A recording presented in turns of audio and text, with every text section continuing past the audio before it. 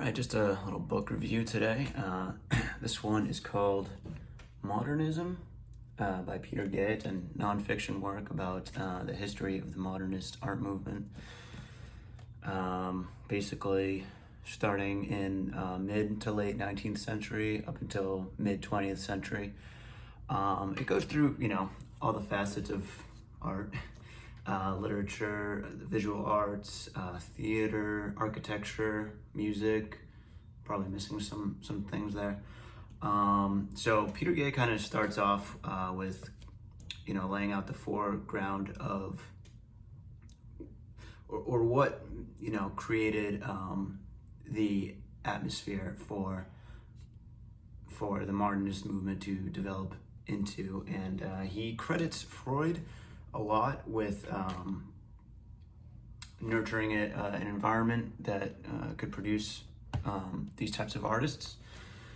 He seems to be an expert on Freud. If I go to the, kind of the introductory pages, it shows all the other works that Peter Gay has written, and a lot of them are on Freud.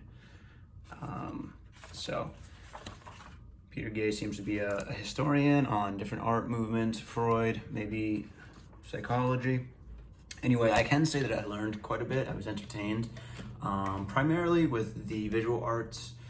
I learned a lot about the different movements within the modernist movement, Impressionism, Expressionism, all that. I did enjoy the literature parts, of course, learning about James Joyce and Virginia Woolf, and I've read some of the works that he discussed, so I was able to kind of follow along.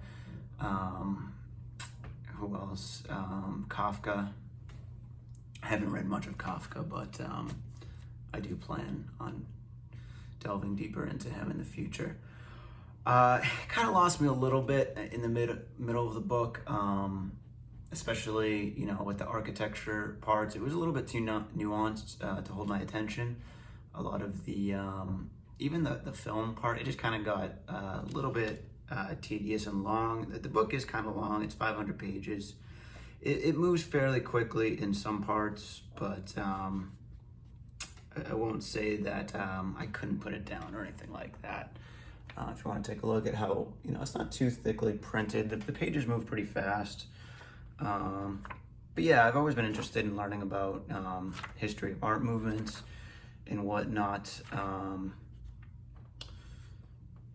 So to try and understand what the whole modernist movement is, I feel like I did get a decent grasp on some of it, and I'm still pretty confused overall, to be honest. I wish he kind of went into differing it from postmodernism, which is kind of the era that came after modernism in art.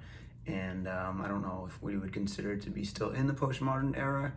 I have much less of an understanding of what postmodernism is and means, and I've actually read some short texts on it, and I still am pretty lost. I don't think I'm the only one, though. It seems just yeah. Anyway, it all started with modernism. Pretty much, you have the Enlightenment, Industrial Revolution in the 17th, 18th century.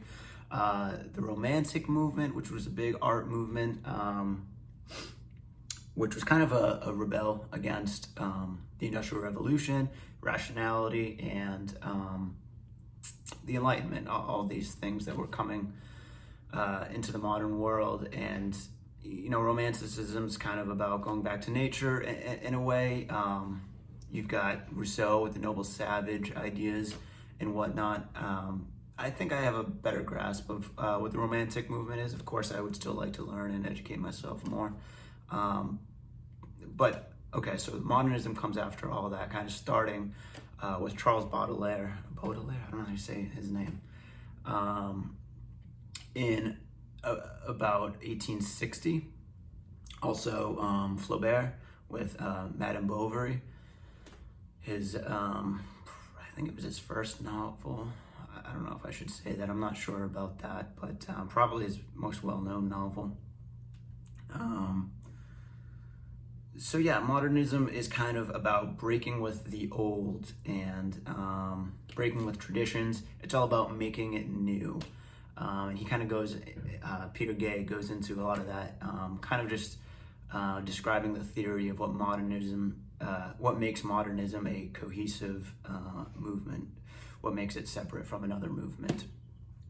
And yeah, so that's kind of one of the things, is breaking with the old and making it new.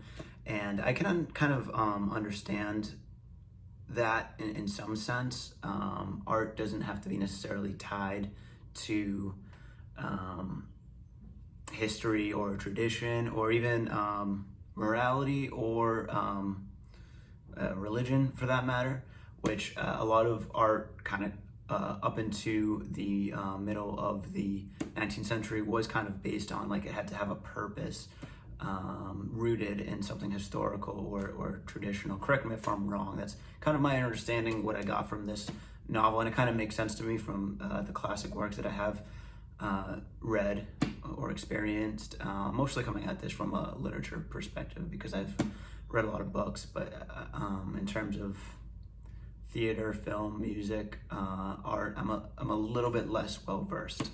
Quite a bit less well versed.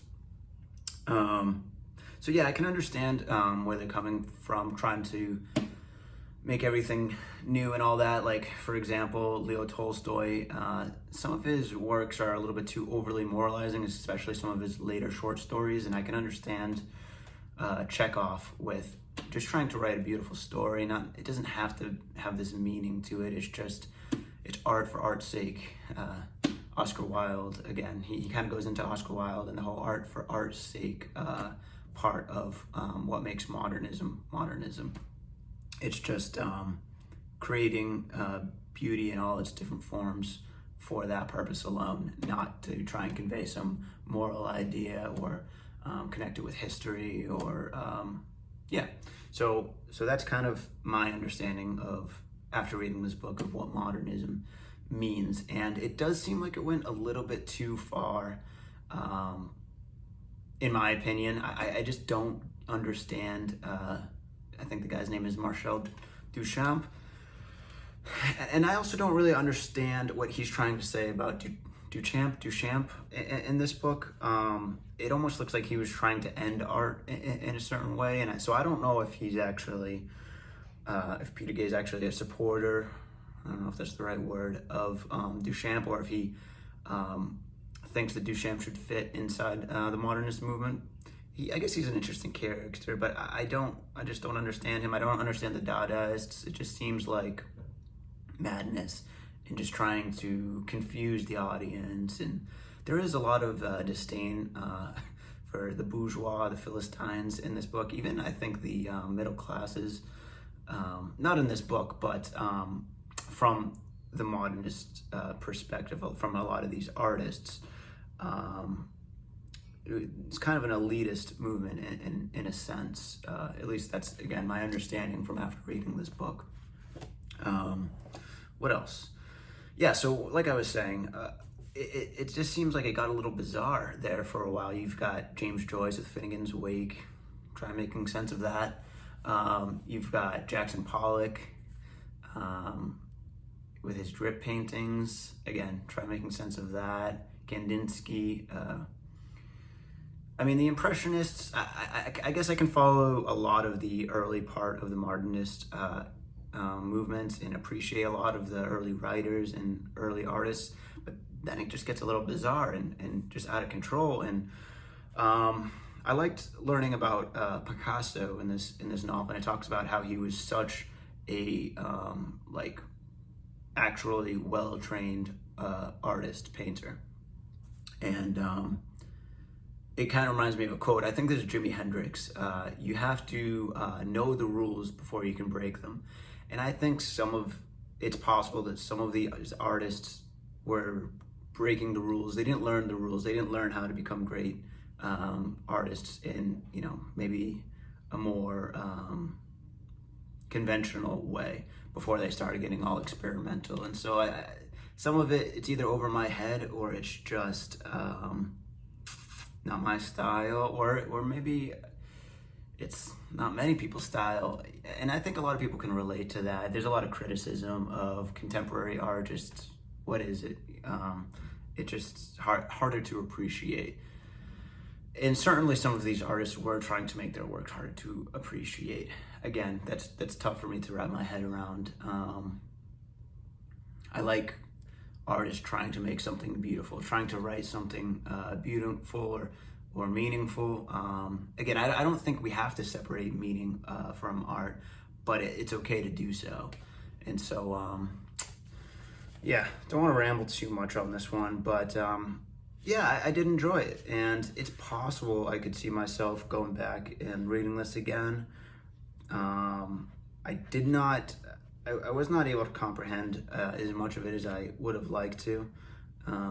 It didn't hold my attention as much as I would have liked to. But yeah, I would say I'm glad I read it. And if you're interested in learning more about the modernism movement in all its various forms, I think it is overall a pretty good book. But if you don't particularly have an interest in it, I don't know if I would recommend it. So that's all for today. Thanks for listening.